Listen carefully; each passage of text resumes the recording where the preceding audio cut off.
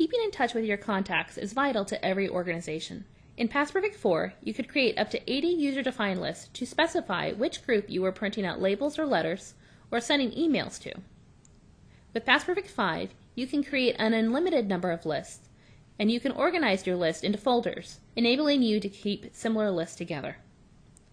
To start, we'll click on the Contacts List button under the Development section of the main menu. On the right-hand side of the screen, you will see fixed lists that you may be familiar with, including all contacts, contacts with membership, and current members. On the left-hand side of the screen, you will notice a column of buttons in the sidebar, as well as sections for the user-defined list folders and lists. Each user-defined list you create will be assigned to a folder. The PastPerfect 5 evaluation has some folders and a list already established. Each folder can be used for a different purpose. Because you create the folders, you have the control on how each folder is used. When I click on a folder, I will see the lists that correspond to that folder. For example, the Activity Lists folder, I have a list for the holiday party and senior field trips. For the Directors List folder, I see a list for 2009 donors, high dollar donors, and the Director's Circle dinner list.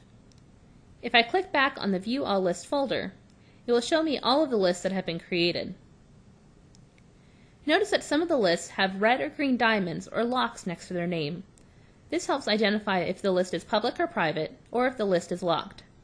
A public list is available for all PastPerfect users to see. A private list can only be viewed by the list manager, and is primarily used when security is active. The lock icon shows that the list is locked and cannot have any contacts added to or removed from that list. I'm going to go back to View All Lists, select my holiday party list, and on the sidebar, click on the Change List Name or Parameters button. In this window, you'll see the list folder name, the list manager, the list name, the description of the list, and checkboxes to assign the list as private or locked. To change this list to public, uncheck the private box and save the list. To create a new folder, click on the Create a New Folder button on the sidebar. You'll be asked to enter a new folder name and then click OK. For this example, I'm going to create a folder called Board List. Once I click OK, you will see this folder listed on the screen. To start a new list, I can click on the Create a New List button at the top of the sidebar.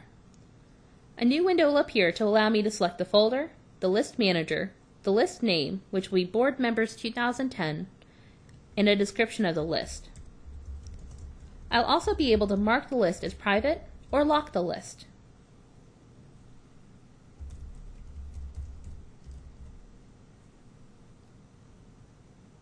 Now I'm going to create a second list called Members Who Volunteer. Under the List Manager, since I do not have security active, a list of the user's authority file will appear. Once I activate security, only the login names under the security screen will display. Remember, if you have security active, have selected a list manager, and have checked that private list box, only the specified list manager will be able to see or edit this list. After both lists are created, I can now click on the Board List folder and see that both lists have 0 records. Now I can add contacts to either list. Just like in previous versions of PastPerfect, there are 2 ways to add contacts to a list: individually or with the filter statement. We'll start off with the individual selection first. Let's exit back out of Contacts List to the main menu and then click on Contacts. I'm going to locate George Kittredge, who is ID number 9 in our evaluation. We're going to add him to our board members list. To do that, I'm going to click on the Mailing Address button on the sidebar. In the Actions section of the sidebar, I'm going to click on the Add This Contact to a List button. I'll select my list name, Board Members 2010, and then click on the Add Contact to Selected List button at the bottom of the screen. I'll get a confirmation that he has been added to my list, and I'll click OK to return back to George's record. You should now see that the board members list is listed in his contact record under Contacts List.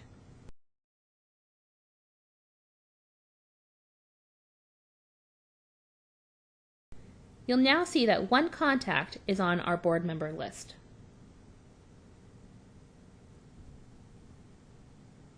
Now that we've added someone to the Board Members 2010 list, let's work on the list for members who volunteer. To add a group of contacts to this list, I can create a filter statement directly from this Contacts List screen. Highlight the name of the list to select it, and then click on the button that says Add Records to Selected List. Clicking this button will open up a screen to build a filter statement. In previous versions of PastPerfect, you needed to write out the filter statement by using the field names from the background of the catalog. For PastPerfect 5, you can now use a query screen to build the statement for you. First, select the field that you want to use. For this example, we will go to the Paid Through Date field. Under Condition, select the appropriate option. We'll use greater than or equal to. Then type in the criteria that you want to use for searching within that field. We'll add January 1st, 2010. Then click on the Add to Statement button. Your filter statement window will show your progress in creating the filter. Let's add another option to the statement, with volunteer is equal to true.